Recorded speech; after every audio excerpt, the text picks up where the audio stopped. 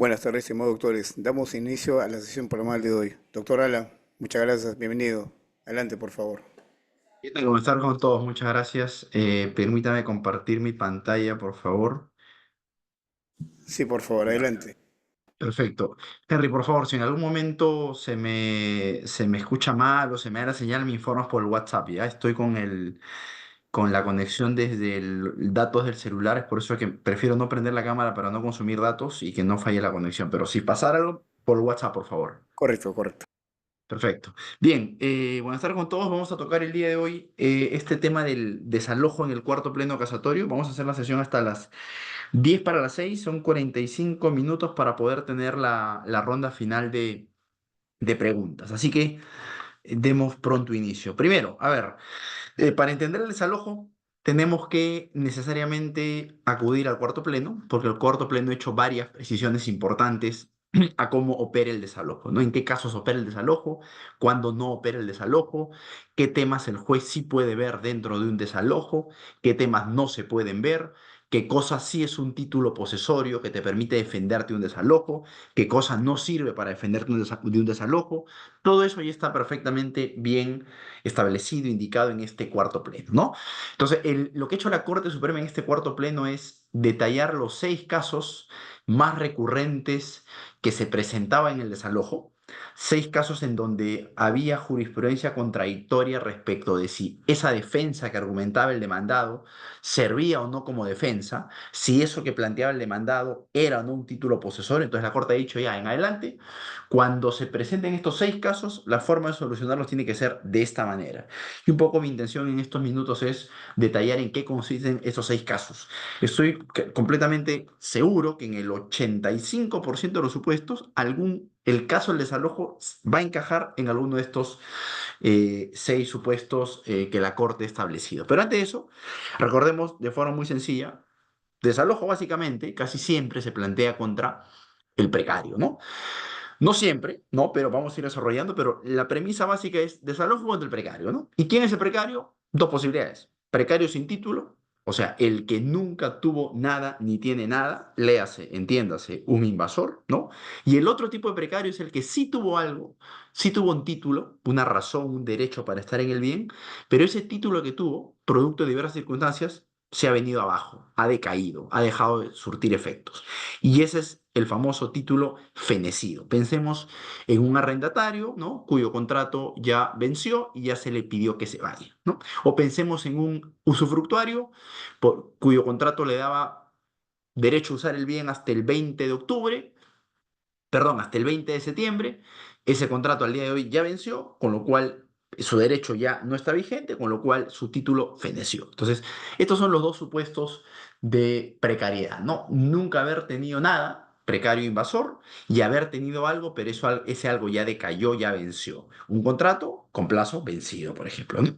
Entonces, ahora, lo importante es que acá la Corte precisa que esta palabra título no necesariamente equivale a papel, porque un demandado puede probar que tiene título sin necesidad de tener un papel que respalde ese título. Título en buena cuenta significa derecho.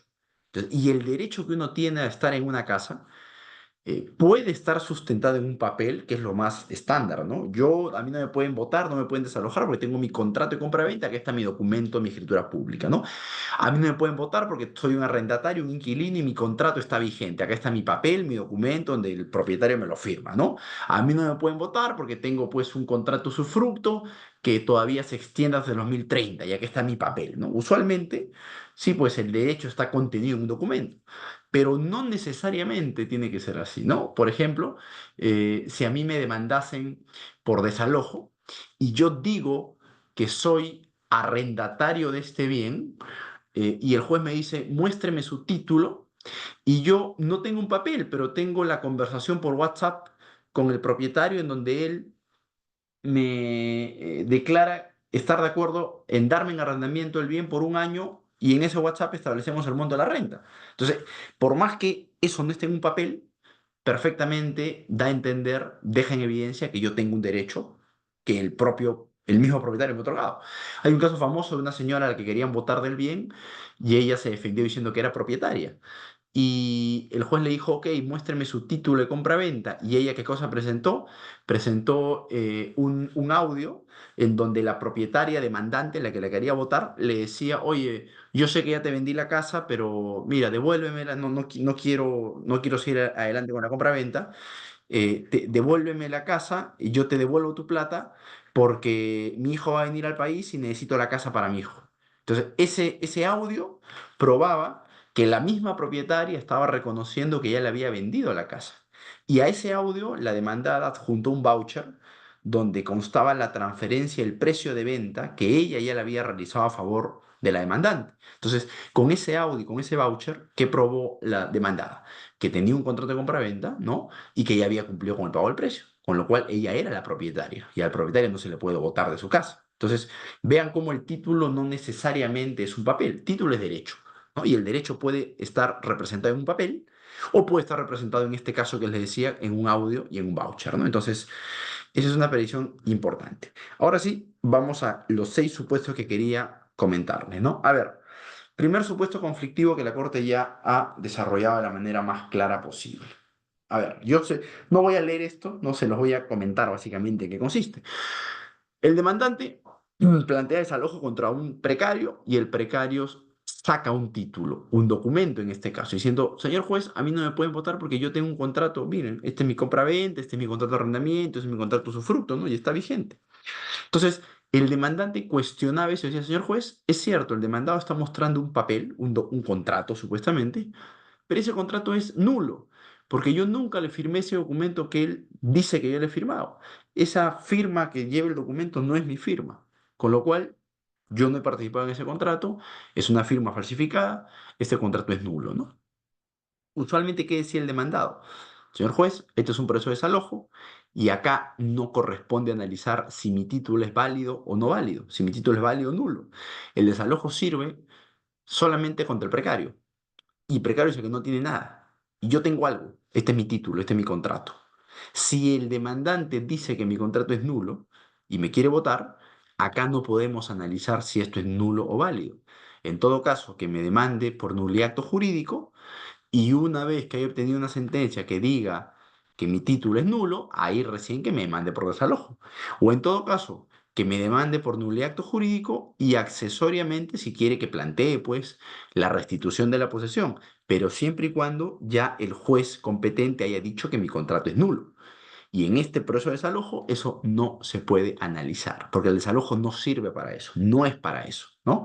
Porque la nulidad se tramita en un proceso largo, en la vía de conocimiento, y el desalojo es una vía mucho más cortita, sumarísima. Entonces, dentro de un sumarísimo, dentro de un desalojo, no podemos analizar la nulidad de mi título. Esa era la defensa que planteaba el demandado en estos casos, ¿no? Y muchos jueces se lo creían, le hacían caso y decían, sí, pues es cierto, ¿no? En el desalojo no podemos estar analizando este tema de la nulidad, con lo cual el demandante tendrá que ir a un proceso de nulidad acto jurídico y ahí tendrá que buscar que el título sea anulado, ¿no? Y la Corte Suprema dijo, no, un momento, esto no tiene ningún sentido, porque el demandante va a plantear su demanda de nulidad, va a ganar el caso, y cuando plantee un nuevo desalojo, tal vez el demandado se va a zangar o saca un nuevo título y nuevamente se defiende con ese papel falsificado. ¿Y qué le vamos a decir al demandante? ¿Que inicie nuevamente un proceso de desalojo? De ninguna manera. No hay que ser tan cortos de vista, en el desalojo sí se tiene que poder analizar la nulidad del título, pero siempre y cuando, seamos claros, ¿no? Una nulidad, analizarla, puede ser muy engorroso, puede requerir mucho tipo de material probatorio. Y ustedes saben que en el desalojo, solamente en la vía, porque se tramita en la vía sumarísima, solamente se admite prueba documental. ¿No? Y a veces para probar una nulidad se requiere pues testigos, otro tipo de material probatorio. Entonces, en el desalojo yo no puedo meter material probatorio que a veces puede ser necesario para analizar la nulidad. Por eso que la Corte tuvo mucho cuidado y dijo, en el desalojo sí se puede analizar la nulidad, pero siempre y cuando sea una nulidad facilita analizar. Una nulidad que pueda ser determinada solamente con documentos, solamente con el tipo de pruebas que se admiten en un desalojo. Para ser más técnicos, lo que la Corte dijo es, en el desalojo sí se puede analizar la nulidad del título del demandado siempre que sea una nulidad manifiesta, una nulidad evidente. ¿Y qué es eso? Una nulidad evidente manifiesta es aquella que fluye, ¿no?, del propio título que está mostrando el demandado. Es una nulidad que se percibe inmediatamente, que yo no requiero ir a ningún otro material probatorio, que de la sola revisión de ese título que me está mostrando el demandado, yo puedo concluir al toque, ipso facto, que esto pues es nulo. Le doy algunos ejemplos. A ver, el más básico de todos. Imaginemos que el demandado muestra como título un contrato de donación que el demandante le ha firmado. O sea, el propietario supuestamente le ha regalado la casa a ese demandado.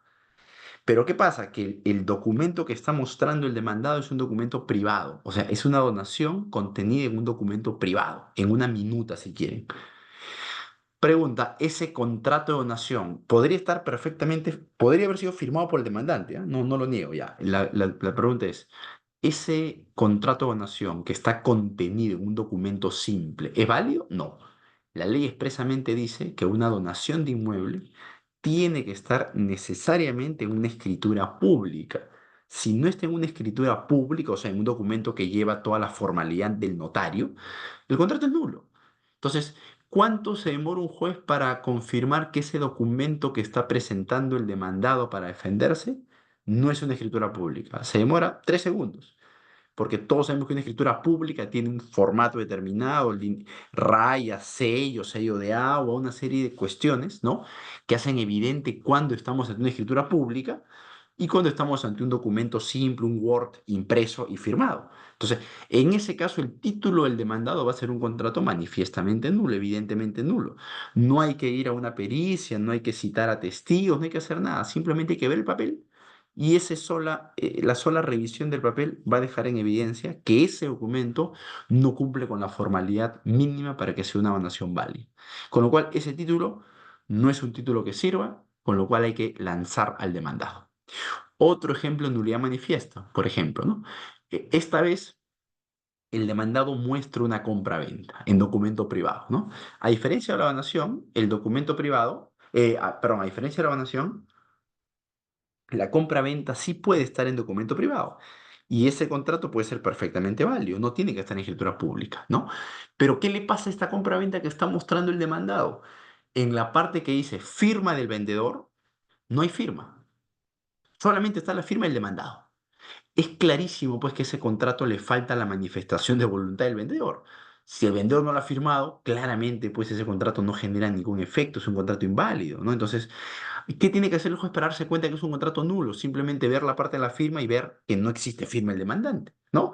U otro ejemplo, está firmado, pero uno compara la firma con el DNI del demandante y queda en evidencia pues que son cosas totalmente distintas. La firma puesta en el documento es una estrellita y la firma en el DNI del demandante pues es un garabato absolutamente distinto. Entonces no se requiere una pericia para concluir que ese garabato que han puesto en el papel, esa estrellita que han puesto en el documento, no tiene nada que ver con la manifestación de voluntad, o sea, con la firma del demandante propietario.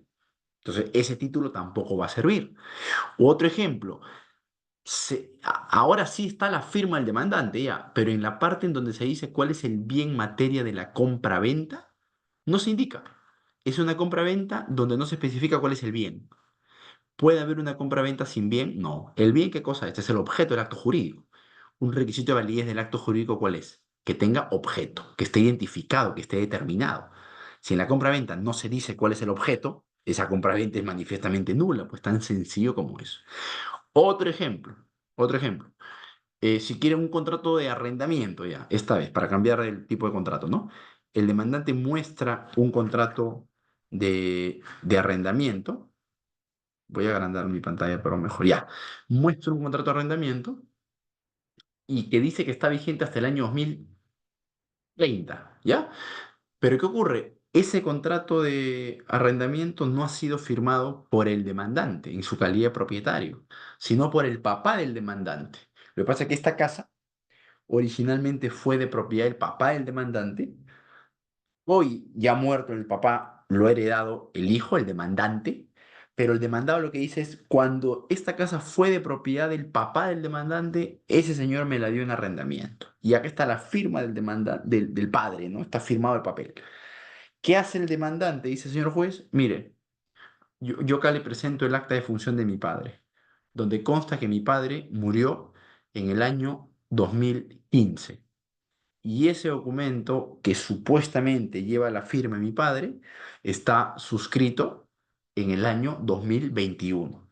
Si mi padre murió en el 2015, es imposible que en el 2021 haya firmado el papel, ¿no? Entonces, claramente, pues alguien ha falsificado su firma. Entonces, nuevamente, estamos ante un caso evidente de una nulidad manifiesta. Entonces, en estos casos donde es notoria la nulidad, ¿no? El juez puede perfectamente, dentro del desalojo, analizar esta nulidad y no darle ningún valor, ¿no?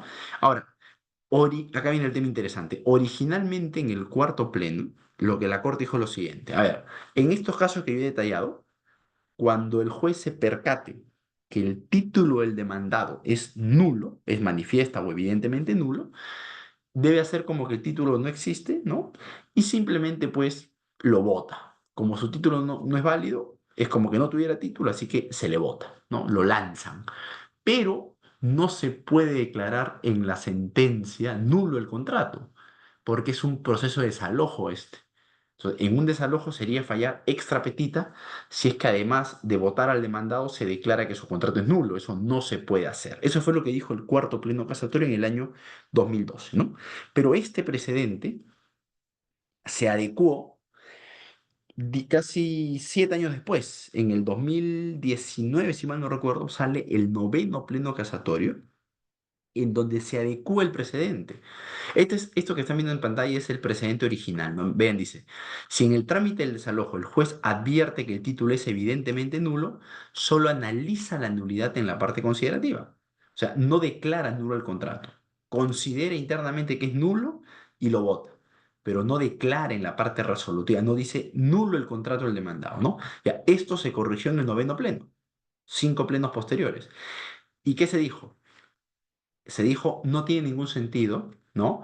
Que si el juez ya está convencido que ese título es evidentemente nulo, no tiene ningún sentido que no se pronuncie sobre la nulidad.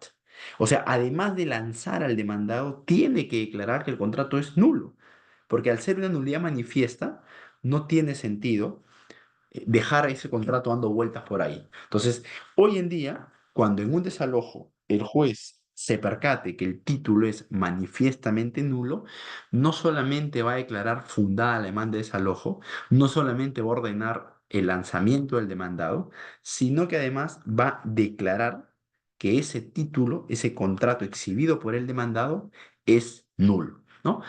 Y de esta manera, pues, la Corte ya ha sido muy clara en el sentido que dentro de un desalojo entonces sí se puede analizar la nulidad del título del demandado. Cualquier nulidad, no.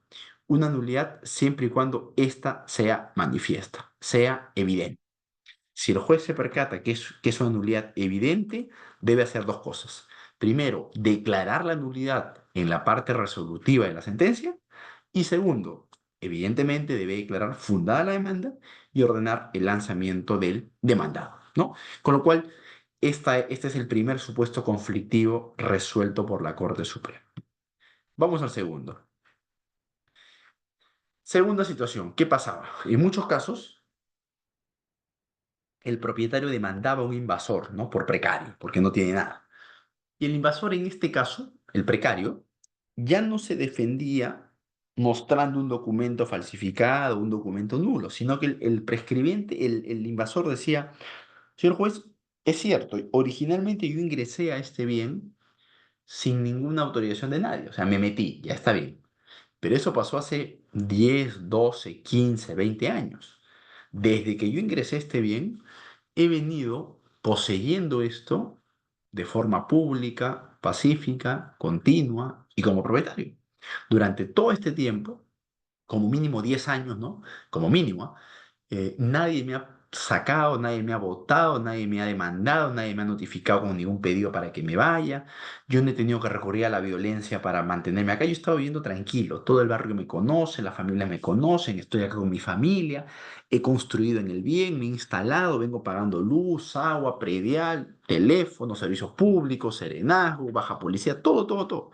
En buena cuenta, señor juez, soy un prescribiente. Entonces, si bien entré como invasor, ya no soy más invasor, ya no soy más precario, porque la ley dice que a los 10 años, una persona que se comporta de este modo, poseyendo pública, pacífica, continuamente y como propietario un bien, gana la propiedad. Entonces, yo ya me he ganado la propiedad. Entonces, ese es mi título. Entonces, acá la duda antes del cuarto pleno era, oye, ¿este argumento del demandado es válido? ¿Se puede argumentar esto en el desalojo? Segunda pregunta, ¿esto que está diciendo el demandado tiene que estar respaldado por una sentencia que reconozca su prescripción? ¿Qué tal si no tiene sentencia que lo reconozca? Porque claro, si tuviera sentencia no habría ninguna duda, pues, ¿no?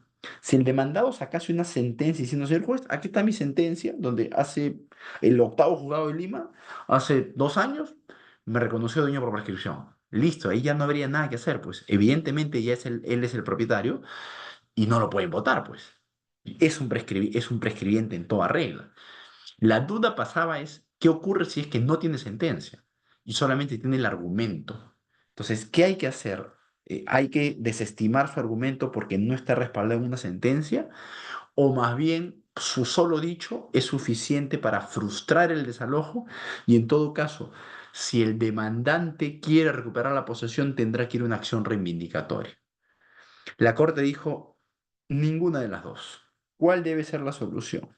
A ver, primero, el hecho de que el demandado no tenga sentencia no quiere decir que no pueda haberse convertido en dueño por prescripción, porque en una prescripción adquisitiva la sentencia solamente es declarativa, la sentencia es un tema accesorio. Uno se hace dueño por prescripción con el solo paso del tiempo, con los 10 años consolidados habiendo poseído de forma pública, pacífica, continua y como dueño, ¿no? Entonces, el que no tenga sentencia no quiere decir que no hayas podido consumarte como un propietario por prescripción. Entonces, sentencia no se necesita. Ahora, siguiente punto. ¿Basta el dicho del demandado para que ya con eso nomás, porque él dice que ha procedido 10 años ya es suficiente, entonces el desalojo se cae? No, no, no. Él tiene que probarlo. ¿Dónde tiene que probarlo? En el proceso de desalojo. Tendrá que presentar sus pruebas que sustentan lo que él está diciendo. Tercera pregunta. ¿Cómo lo va a sustentar? ¿Lo sustenta mediante su contestación de demanda o lo sustenta mediante una reconvención, o sea, mediante una contrademanda? Esto último queda descartado. ¿Por qué? Porque en el desalojo no se admite la reconvención. No hay forma de que el demandado plantee su prescripción vía reconvención. Solamente le queda ¿qué cosa? Plantearlo vía contestación de la demanda. Contestación de la demanda. Cuarto punto. Cuarta pregunta. ¿Qué va a pasar cuando el juez, analizando las pruebas que le son presentadas por el demandado en su contestación de demanda, qué tal si esas pruebas lo convencen? Porque este demandado, este prescribiente es recontraordenado y durante los últimos 10 años tiene un file armadito donde año por año está la constancia de haber pagado predial, arbitrios, servicios públicos, tiene fotos de cada año, constancia de posesión por cada año, constancias notariales que dicen que está en la casa, o sea, año a año está perfectamente probada su posesión. Y eso es clarísimo, ¿no? Entonces, ¿qué debe hacer el juez cuando las pruebas son contundentes? ¿Lo puede declarar en su sentencia dueño por prescripción? No, no lo puede hacer porque no corresponde. Es un proceso de desalojo simplemente. No lo puede declarar propietario, no. Pero sí, como está convencido que el demandado ya es un prescribiente, no lo puede votar, pues, ¿no? Entonces, el juez debe limitarse a desestimar la demanda, evitar que voten al demandado, pero no le reconoce un título de propiedad vía prescripción. En todo caso, si el demandado prescribiente quiere tener un título formal que lo reconozca como dueño por prescripción, él tendrá que iniciar su propia demanda de prescripción adquisitiva en otro proceso. En ese otro proceso, el demandado se convertirá en demandante ¿Y a quién demandará? Al que hoy lo quiere votar.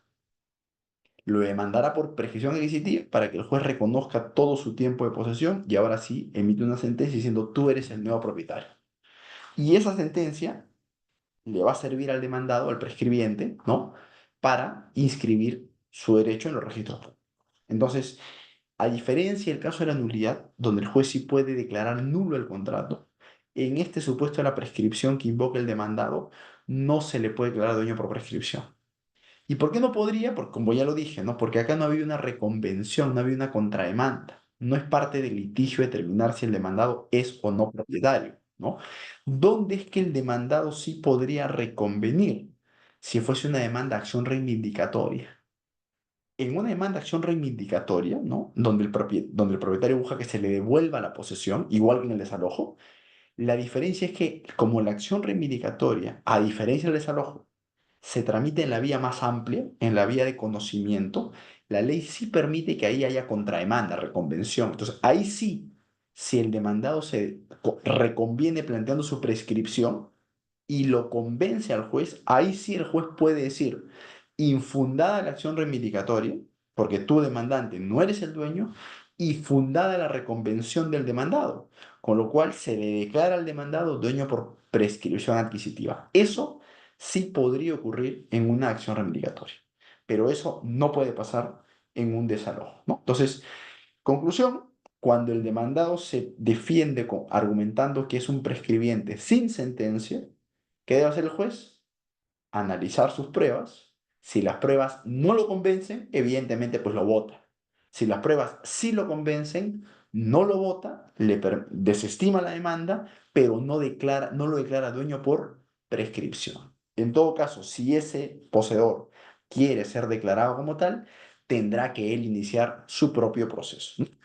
Tan simple como eso. Bien, vamos al tercer supuesto, ¿no? En este tercer supuesto, nuevamente, es un desalojo contra alguien que no tiene nada, contra un precario sin título, ¿no? Entonces, eh, ¿cuál es el tema? Ahora la defensa del demandado, a quien quieren votar, ya no es, eh, ya no es tengo un título nulo o soy prescribiente, no. La defensa es simplemente, señor juez, yo he construido sobre este bien y por ende, como he construido, soy dueño de lo construido. Entonces, si bien esta casa, este terreno, ¿no? Este piso, yo entré sin título, ahora ya no es un piso, pues ahora son tres pisos. Y los dos pisos restantes los he construido yo. Con lo cual, como yo los he construido, ese es mi título posesorio, la construcción.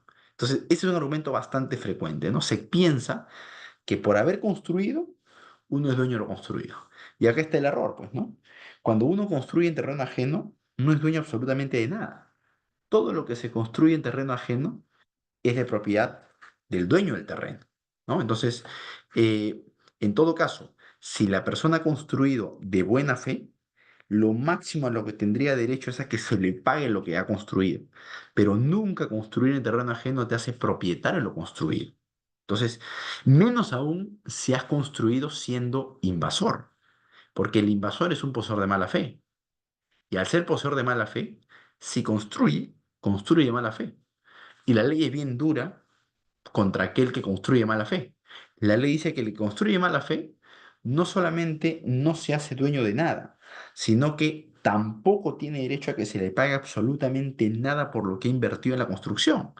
Y es más, si al propietario eso que ha construido el de mala fe no le sirviese, el propietario puede exigirle que lo demuela, que lo destruya bajo su exclusivo costo.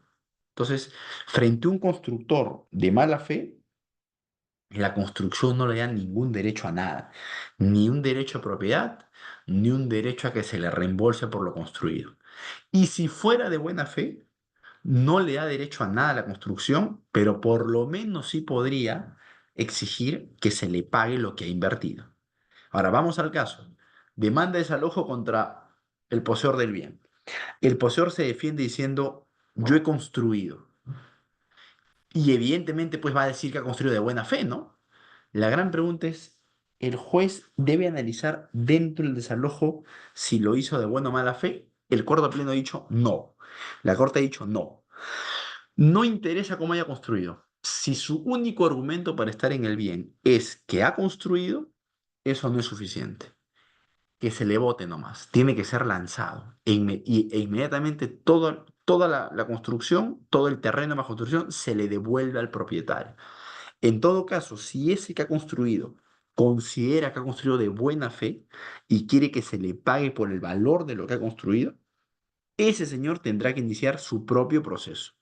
Es un proceso de accesión, como se llama, argumentando que es de buena fe o que fue de buena fe, que construyó de buena fe y que por ende tiene derecho a que se le pague lo que ha invertido, ¿no? Pero eso será en otro proceso, una vez que ya lo lanzaron del bien. Entonces, conclusión, cuando el único argumento de defensa del demandado es yo he construido, no interesa su buena, mala fe, eso es irrelevante. Sencillamente se le lanza. La construcción por sí misma no es título posesorio de nada, se le lanza. Y si quiere que se le pague lo que construyó, tendrá que argumentarlo, tendrá que invocarlo en un proceso aparte, en donde él será el demandante y en donde él tendrá que probar, que acreditar que construyó de buena fe, ¿no? Pero mientras van litigando, ya la casa se le fue devuelta al propietario. Entonces, no se olviden de eso. Siempre la sola construcción en terreno ajeno nunca te hace propietario de nada. Si eres de mala fe, no eres dueño de nada y tampoco se te paga nada. Si construiste con buena fe, no eres dueño de nada, pero por lo menos podrías pedir, por lo menos, ¿no? Que se te pague el valor de lo edificado, ¿no? Entonces, este es el tercer supuesto conflictivo. Vamos ahora al cuarto, ¿no? Esta situación también era bastante recurrente, ¿no? ¿Qué ocurría? A ver, eh, en verdad era un caso recurrente, pero que no ameritaba mayor análisis porque la ley lo resuelve de la forma muy puntual, ¿no? Pensemos en lo siguiente, a ver, yo soy dueño de una casa, correcto, y se la doy en alquiler a Juan. Entonces Juan es mi arrendatario y yo le alquilé la casa en el 2021 por 10 años, ¿no? Este contrato va a estar vigente hasta el 2031. Bien. Hasta el día de hoy, Juan me ha venido pagando la renta, todo perfecto, puntualito, no ha habido ningún problema, pero yo decido vender la casa, ¿no? El hecho que yo tenga un arrendamiento celebrado y que esté vigente y que va a estar vigente hasta el 2031 no me impide a mí como propietario vender la casa, ¿no? Yo la puedo vender igual cuando quieran. Entonces, yo se la vendo a Pedro. Y Pedro compra la casa supongamos que Pedro la ha comprado para vivir en la casa, ¿no? Compra la casa, va a tomar posesión de ella y se encuentra Juan, mi inquilino, viviendo en la casa. Y evidentemente pues le dice, oye, retírate porque la casa yo la he comprado, yo soy el nuevo propietario y la casa la necesito para mí. Entonces vete de la casa, evidentemente pues ya no vas a pagar renta, pero retírate, ¿no? Y el argumento, Juan, el inquilino era, un momento, yo tengo un contrato firmado con el anterior propietario y mi contrato todavía no ha vencido. Mi contrato vence todavía en el 2031.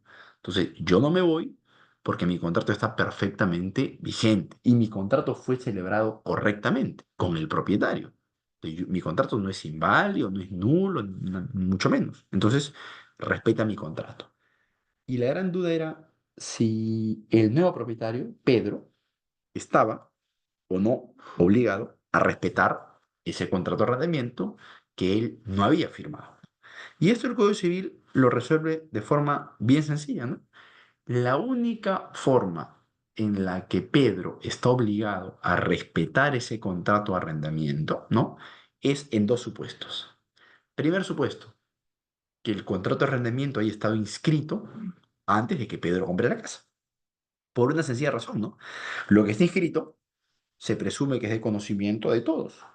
Entonces, si Pedro compró la casa con un arrendamiento inscrito, conocía el arrendamiento, con lo cual implícitamente estaba aceptando que iba a respetar el arrendamiento. Es como que yo compro una casa que está embargada o una casa que está hipotecada, ¿no? Yo no puedo comprar la casa y luego decir, no, el embargo a mí no me afecta, pues porque el embargo fue cuando yo no era dueño, ¿no? O compro la casa y digo, no, pues la hipoteca a mí no me afecta porque yo compré la casa, la hipoteca se hizo antes que yo sea propietario. No. Si tú compras la casa con un embargo inscrito, el embargo te afecta. Si compras la casa con una hipoteca inscrita, la hipoteca te afecta. Si compras la casa con un arrendamiento inscrito, el arrendamiento te afecta. Tan simple como eso. Entonces, la primera forma en la que, o la primera razón por la que Pedro debía respetar el arrendamiento era que se haya inscrito. Ya.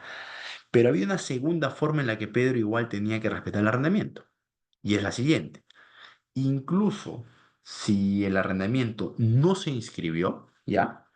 Pero al momento en el que yo le vendo la casa a Pedro, en mi contrato de compra-venta, yo declaro que la casa está alquilada para Juan y Pedro en el contrato declara conocer, en efecto, que existe un arrendamiento vigente y que va a estar vigente hasta el 2031.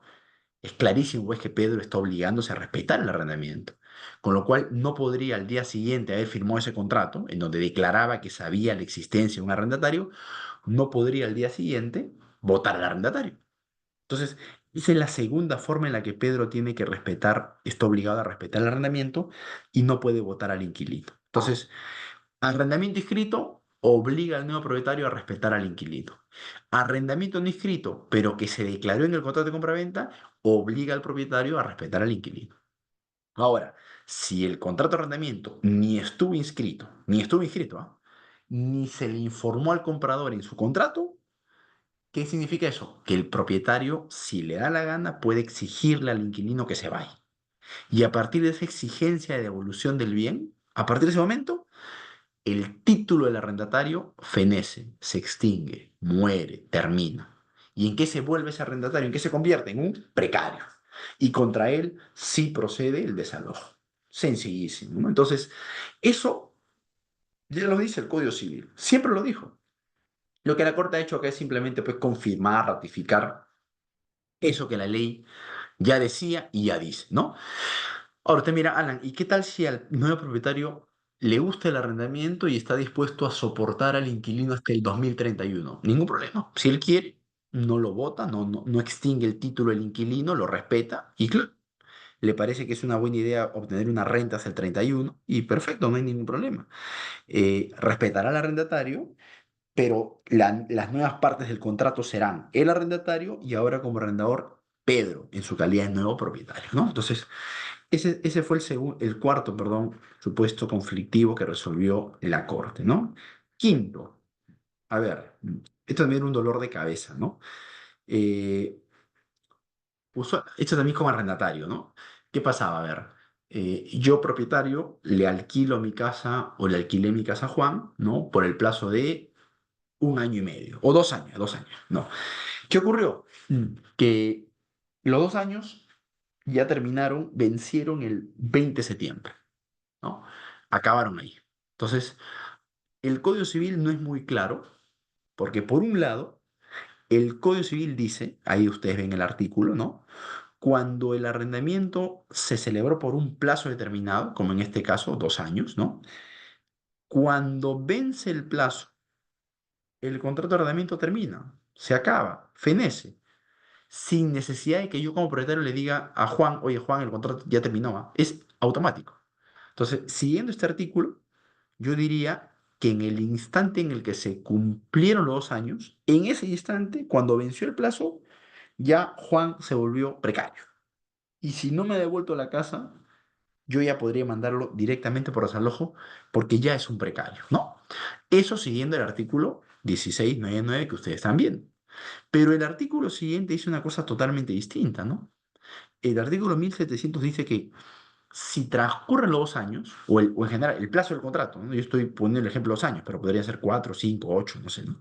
Entonces, cuando vence el plazo del contrato, ¿qué pasa? ¿El contrato termina? No, no termina. El contrato se entiende que continúa abierto. ¿Abierto hasta cuándo? Hasta que yo como propietario le pida al arrendatario que me devuelva mi casa. O sea, solamente en el momento en el que yo le pido que me devuelva mi casa, solo en ese momento el arrendatario se vuelve precario. Entonces, claramente pues son dos normas que entraban en contradicción, ¿no? Porque el primer artículo dice, en el instante en el que vence el plazo, ya el inquilino se vuelve precario. Y el siguiente dice, no se vuelve precario en el instante en el que vence su plazo. Se vuelve precario recién cuando tú como propietario le pidas que te devuelva tu casa. Al final, ¿cuál de los dos aplica? Y la Corte ha dicho que en buena cuenta aplica el 1700. Yo le di en arrendamiento mi casa por 2 años a Juan. Los 2 años vencieron el 20 de septiembre. Desde el 20 de septiembre hasta el día de hoy, 17 de octubre, ya estamos con un contrato que ya venció su plazo, pero Juan sigue viviendo en mi casa y yo no le he pedido que se vaya. Pregunta, desde el 17 de septiembre, cuando venció el plazo, hasta el día de hoy, perdón, desde el 20 de octubre, perdón, desde el 20 de septiembre, cuando venció el plazo del arrendamiento, hasta el día de hoy, 17 de octubre, que Juan se mantiene en posesión del bien. ¿Qué calidad posesora ha tenido Juan sobre mi casa? La respuesta es, ha seguido siendo inquilino. No ha sido todavía precario. ¿Por qué? Porque si bien su plazo del contrato venció el 20 de septiembre, ¿no? Yo, al no haberle pedido que se vaya, estoy respetando todavía el contrato. ¿El plazo venció? Sí, pero el contrato se mantiene abierto. ¿Hasta cuándo va a estar abierto ese contrato? ¿Hasta cuándo va a estar vigente la relación contractual? Hasta que yo le pida que se vaya. Si yo mañana le mando una carta y le digo, devuelve mi casa, recién en ese instante Juan se convertirá en precario. Eso quiere decir que hasta antes que yo le mande la carta, yo no lo puedo mandar desalojo por precario, porque todavía no es precario. Yo recién podré mandar desalojo por precario luego de haberle enviado la carta y que Juan no se quiera ir. Así que mucha atención con eso, ¿ah? Hay muchos casos en donde vence el plazo del contrato, el propietario no le pide que se vaya, incorrectamente asume que ya es un precario y plan de frente lo demanda desalojo por precario. No. Si lo quieres mandar a desalojo por precario, primero tienes que extinguir su título. ¿Cómo extingues su título? Exigiéndole que te devuelva la casa. El solo vencimiento del plazo puesto en el contrato no extingue su título, no lo hace precario. Recién será precario una vez que tú le hayas pedido que se vaya. Si luego que le pediste que se vaya, él no se va, ya estamos ante un precario, con lo cual ya podrás demandarlo ahora sí por desalojo por precario. ¿Sí? Entonces, este es el quinto supuesto conflictivo. Y vamos al último, justo vamos a terminar para poder iniciar preguntas si hubiesen. A ver, último supuesto. ¿Qué pasa? Y acá esto funciona para cualquier contrato. Pensemos, por ejemplo, en una compra-venta, ¿no? Ya, yo, propietario, ¿no? Le vendí mi casa a Pedro hace 6 meses, ¿no? Y en el contrato de compra-venta dijimos que Pedro me pagaba la mitad del precio al momento de la firma del contrato y el otro 50% debía pagármelo el 5 de octubre, ¿no? Entonces, ese contrato de compra-venta que lo celebramos en marzo, ¿no? En ese instante yo le entregué la posesión de la casa a Pedro y en ese instante Pedro se volvió propietario, ¿no? Lle- Todo bien, llegó el 5 de octubre, la fecha en que tenía que pagarme el saldo del precio, y no me pagó, ¿no? Entonces, ¿qué hago yo? Yo le resuelvo el contrato por incumplimiento. ¿De qué manera se lo resuelvo? Dos posibilidades. Si mi contrato no estableció ninguna cláusula resolutoria expresa, yo por ley tengo habilitado el camino a lo que se llama resolución por intimación. Le mando una comunicación, le digo, amigo Pedro, has incumplido con tu obligación de pago, te doy 15 días para que subsanes. Si pasados los 15 días no me has pagado, el contrato queda resuelto de pleno derecho. Esa es la resolución por intimación que está en el 1429 del Código Civil y que aplica para todos los contratos. No tienes que pactarlo. Es un mecanismo resolutorio que por ley aplica a cualquier contrato. ¿Ya? Esa es una forma de resolver. La otra es que tu contrato sí haya establecido lo que se llama cláusula resolutoria expresa. Y en ese supuesto, ¿qué habría tenido que decir tu contrato? En caso llegado el 5 de octubre, Pedro no cumpla con el pago del saldo del precio, Alan estará facultado para resolver inmediatamente el contrato. Si mi contrato tiene esa cláusula, quiere decir que yo le puedo mandar una carta y no necesito darle 15 días para que subsane. Con esa sola carta, en ese mismo instante, yo resuelvo el contrato. O sea, el contrato se muere inmediatamente. Esa es la resolución por cláusula resolutoria, que es el artículo 1430 del Código Civil. Entonces, primera forma, resolución por intimación, que implica necesariamente dar 15 días como mínimo para que subsanen. Si no se subsana, el contrato queda resuelto. ¿Tiene que estar regulado en el contrato? No. La segunda es cláusula resolutoria expresa, artículo 1430 del Código Civil, que implica mando mi comunicación e inmediatamente el contrato queda resuelto. No requiero dar ningún plazo para subsanar. Bien, entonces, de cualquiera de las formas que yo haya resuelto el contrato, quiere decir que el contrato ya deja de estar vigente, con lo cual Pedro ya no es más propietario, pues, porque la resolución genera que el contrato fenezca, ¿no? Quede sin efecto y todo lo que se ejecutó producto del contrato tenemos que devolvernoslo. ¿Qué hice mediante la compraventa? Le transferí la propiedad. Si el contrato se resuelve, la propiedad vuelve a ser mía. Y evidentemente Pedro también tendría que devolver a mi casa, ¿no? Pero Pedro no quiere. La gran pregunta es, ¿cómo recupero la posesión de mi casa? Algunos decían, mira, si tú quieres recuperar la posesión de tu casa, lo que tienes que hacer es plantear una demanda de, como pretensión principal, que se reconozca la validez de la resolución extrajudicial que has efectuado. El juez tiene que merituar si la forma como has resuelto está bien, si efectivamente había habido un incumplimiento, si le mandaste la carta notarial como la ley exige. Todo eso tiene que ser analizado en un proceso de resolución de contrato. Y accesoriamente, si el juez constata que el contrato quedó bien resuelto, ahí va a ordenar que te devuelvan la posesión, ¿no? Eso era lo que algunos jueces decían. ¿Qué ha dicho el cuarto pleno? El cuarto pleno ha dicho, señores, en este caso no es necesario que Alan demande el reconocimiento o la validación de la resolución extrajudicial del contrato. Directamente puede mandar desalojo. Y dentro del desalojo, el juez puede analizar o debe analizar si la resolución que ha hecho Alan fue bien o mal efectuada. Si el juez concluye que la resolución fue bien efectuada, ¿qué quiere decir eso? Que el título posesorio de Pedro, que era la compraventa, ya feneció y por ende estamos ante un precario. Y por ende Pedro tiene que devolver el bien. Entonces, conclusión, en estos casos en donde el título ha quedado resuelto, pero el poseedor se niega a devolver el bien, sí procede la demanda de desalojo. Pero claramente para que el juez ampare la demanda de desalojo, tiene que estar seguro que la resolución fue bien efectuada. No solamente tiene que creerme a mí, tiene que analizar primero que el contrato realmente decía que había una obligación pendiente. Segundo, que el contrato decía que había una fecha en la que Pedro tenía que pagarme. Tercero, que la resolución que yo he utilizado ha sido bien utilizada. Si utilicé la resolución por intimación, el juez tiene que verificar que le di 15 días para que subsane. Si utilicé la resolución por cláusula resolutoria, el juez tiene que confirmar que el contrato regulaba una cláusula resolutoria. Si todo eso se cumple, ¿no? Quiere decir que yo resolví bien. Si resolví bien, quiere decir que el contrato ya feneció. Si el contrato ya feneció, quiere decir que Pedro no tiene por qué estar en el bien porque es un precario.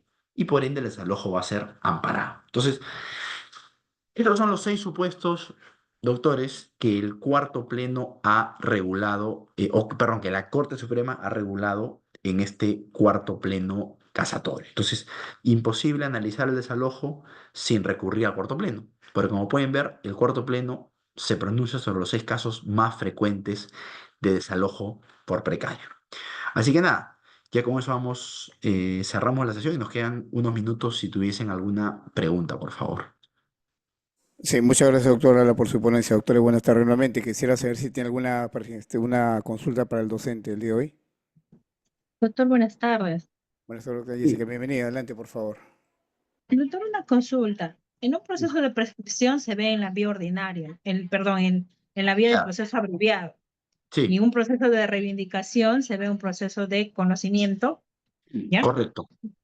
Ya. Cuando se reconviene en el proceso en este caso de reivindicación, el plazo para correr traslado, el proceso de prescripción es también de 10 días. Todo se recomputa al proceso más amplio. Se respetan los plazos de la Conocimiento. vía de conocimiento, exacto. Conocimiento. Y en el caso que se diera 10 días, doctor, o sea, se tramitara el correr traslado, la prescripción en reconvención de corrida de traslado por 10 días, ¿qué pasaría? ¿En qué sentido qué pasaría? Me está diciendo que no se está respetando el plazo de Claro, no se del respeta el plazo. conocimiento. Bueno, Ajá. a ver, ahí uno podría tratar de sustentar al juez pidiendo que emita nueva resolución precisando el plazo, ¿no? Pero se puede meter en un problema si finalmente se confía en que el juez le va a dar el plazo en la vía de conocimiento, se le vencen los Ujú. 10 días que se le dio por la abreviada y luego me declaran rebelde. Yo tendría Ujú. pues que apelar eso, irme hasta la superior para que anule todo y me den el plazo de 30 días. Y podría ser por alguna razón que se considere que el plazo que me dieron estaba bien. Entonces, sin perjuicio que yo trataría plantearía mi argumento para que me den los 30 días, igual contestaría mi demanda, perdón, igual sí, contestaría la reconvención en el plazo que me han dado, ¿no? Para evitar pues esta situación. Ah, ya, doctor. Muchas gracias, doctor. Sí, Esa era correcto. mi duda. Doctor, muchas gracias. Listo, doctora Jessica Garza. ¿Después alguna otra pregunta?